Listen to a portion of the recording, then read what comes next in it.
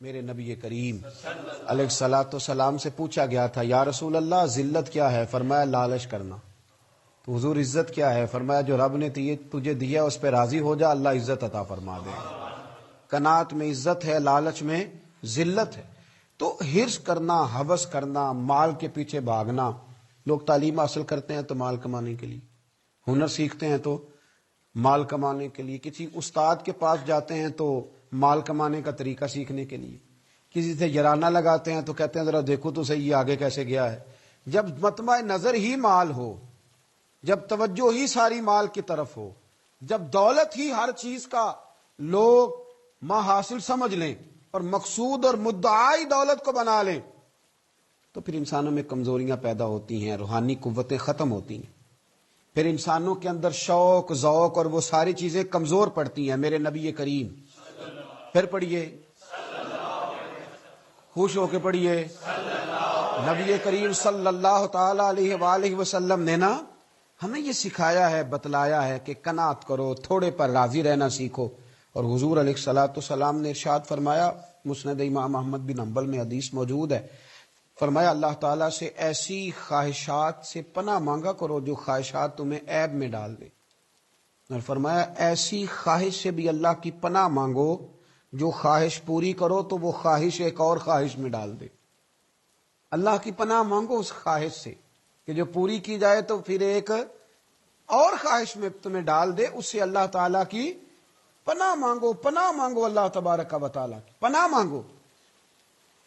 بزرگوں نے لکھا ہے، حضرت محدث ابن جوزی علیہ رحمہ نے، کہ ایک شخص تھا، اسی گھر میں ایک ناگن رہتی تھی۔ ناگن، وہ ناگن سونے کا انڈا دیتی تھی۔ بزرگ جب حکایات بیان کرتے تو سمجھانے کے لیے بیان کرتے، سونے کا انڈا دیتی تھی۔ اس ناگن نے اس طرح کیا کہ ایک دن اس کے گھوڑے کو ڈس لیا، گھوڑا مر گیا۔ گھر والوں نے شکایت کری کہ اس کو مار دینا چاہیے، گھوڑا آج اس کے ڈسنے سے مر گیا، یہ ناگن ہے، سونے کا انڈا تو دے گی لیکن ڈسے گی بھی ضرور، یہ ناگن ہے، انڈا سونے کا دے گی پر ڈسنا اس کی فطرت ہے، یہ ڈسے گی بھی۔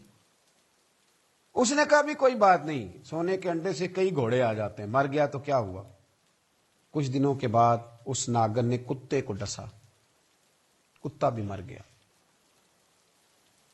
گھر والوں نے شور مچایا کہ یہ ناگن ہے تو اسے دودھ پلاتا ہے، یہ سونے کا انڈا تو دے گی پر ڈسے گی بھی، اس لیے کہ ڈسنا اس کی فطرت ہے، اس کی طبیعت ہے۔ اس نے کہا کوئی بات نہیں، سونے کے انڈے سے کئی کتے خریدے جا سکتے ہیں۔ کچھ دنوں کے بعد اس نے پڑوسیوں کے کچھ جانوروں کو بھی ڈسا، لیکن جب انسان کی آنکھوں کے سامنے سونے کے انڈے کی اینک لگی ہوتی ہے نا، پھر کتنے لوگ ڈسے جا رہے ہیں اس کی پرواہ نہیں ہوتی۔ جب سونے کے انڈوں کی اینک لگ جاتی ہے پھر کتنے غریبوں کی کٹیا جلتی ہے پر اس کی پرواہ نہیں ہوتی۔ جب سونے کے انڈوں کی اینک لگ جاتی ہے پھر کتنے رشتے ٹوٹتے ہیں، لوگ پرواہ نہیں کرتے۔ سونے کے انڈے کی اینک لگی ہوئی تھی۔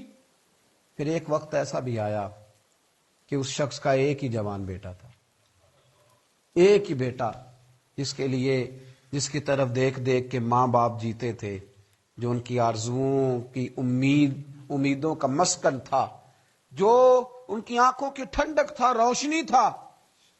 اس ناگن نے پھر اس بچے کو ڈسا، اور جب اس بچے کا جنازہ اٹھا تو پھر اس نے ہاتھ میں ڈنڈا پکڑا، اور ڈنڈا پکڑ کے جب وہ مارنے لگا نا ناگن کو، تو اس کی بیوی کہنے لگی اسے نہ مار، اپنے اندر کے لالچ کو ڈنڈا مار، اپنے اندر کی اس حرص کو، اس ہوس کو، اس طمع کو، جس نے آج میرے بیٹے کی جان لے لی، جس نے ایک ماں کی گود اجاڑ ڈالی، جس نے اس گھر کی ساری خوشیوں کو تباہ کر دیا، اس لالچ پہ ڈنڈے برسا، جس نے تباہ کر کے رکھ دیا ہر چیز کو، جس نے کچھ بھی آج باقی نہیں چھوڑا، بے قدراں کچھ قدر نہ جاتی، کیتی خوب تسلی ہو، اے دنیا دار پجاری زر دے، کتیاں دے گل ٹلی ہو۔ میرے نبی کریم علیہ السلام نے فرمایا دنیا کا مال مردار ہے اور طلب کرنے والے کتے، مردار مال کو طلب کر رہے۔ بیٹے کا جنازہ اٹھ گیا، اب کیا فائدہ ہوا؟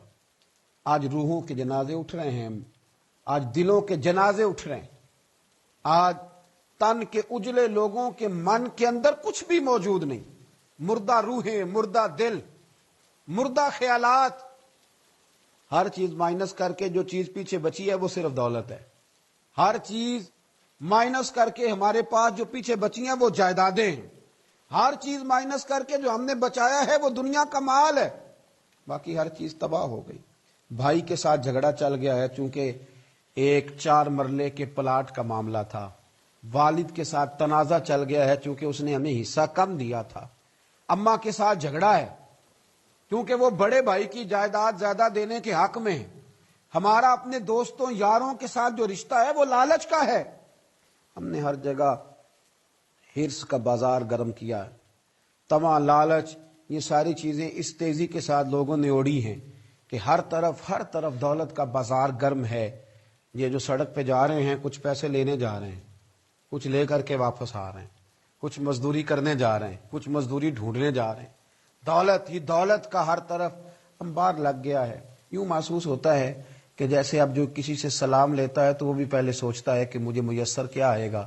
حضرت موسیٰ کلیم اللہ علی نبینا علیہ الصلوۃ والسلام، حضرت موسیٰ کلیم اللہ علیہ الصلوۃ والسلام کے زمانے میں ایک شخص تھا جو مستجاب الدعوات تھا. قوم جبارین کے پاس رہنے والا وہ شخص بلعم بن باورا اس کا نام تھا. مستجاب الدعوات تھا. اللہ نے اسے یہ درجہ عطا کیا تھا کہ جو دعا کرتا تھا رب اس کی قبول فرما لیتا تھا.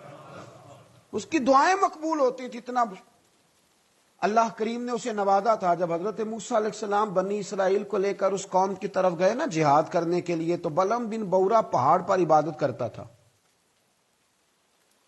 بہت سارے لوگ اس کی عقیدت مند تھے، بہت سارے لوگ اس سے محبت کرتے تھے، بہت ساری جگہوں پہ وہ چاہا جاتا تھا. جب اس کی طرف حضرت موسیٰ اس قوم کی طرف حملہ کرنے کے لیے جا رہے تھے تو لوگوں نے اس سے کہا کہ تو اس طرح کر کے دعا کر کہ حضرت موسیٰ کی قوم رستے میں ہی تباہ ہو جائے معاذ اللہ، کیونکہ تیری دعائیں قبول ہوتی ہیں. تو یہ دعا کر کہ رستے میں ہی وہ سب لوگ ختم ہو جائیں. اس نے کہا کیا بیوقوفی کرتے ہو، اللہ کے نبی کے بارے میں دعا کر دو، پیغمبر خدا کے بارے میں، حضرت موسیٰ کلیم کے بارے میں کیا بیوقوفی کرتے. لوگوں نے مجبور کیا، اسے مجبور کیا، لیکن اس نے کہا نہیں میں نہیں یہ کام کرتا. لوگوں نے دلائل دیے. بالآخر کچھ لوگوں نے کہا کہ آپ استخارہ کر لیں، اگر تو آپ کی سمجھ میں یہ بات آئی تو آپ آگے لے جائیے گا، نہ آئی تو نہ لے جائیے گا. بلعم بن باورا نے استخارہ بھی کیا. استخارے میں بھی اسے حکم ہوا کہ تم نے بد دعا نہیں کرنی، تم نے حضرت موسیٰ کی قوم کے بارے میں دعائے ضرر نہیں کرنی. اب جب اس نے صاف ستھرا انکار کیا نا کہ بھئی میں دعا نہیں کروں گا اللہ کے پیغمبر کے بارے میں، نہ ان کی قوم کے بارے میں، تو لوگوں نے وہی حربہ استعمال کیا جو لوگ استعمال کرتے ہیں. ڈھیروں تحفے لے کے آ گئے، دولت لے کے آ گئے. اللہ تبارک و تعالیٰ جب دین کے نام پہ لوگوں کو عزت دیتا ہے تو پھر لوگ اس کو استعمال کر کے دنیا اکٹھی کرنی شروع کر دیتے. پھر لوگ اپنا بڑا نقصان کرتے ہیں، پھر اپنی روحانیت کا، اپنی تاثیر کا لوگ بڑا نقصان کرتے ہیں. پھر لفظوں کے ہیر پھیر سے دولت کمانا چاہتے ہیں.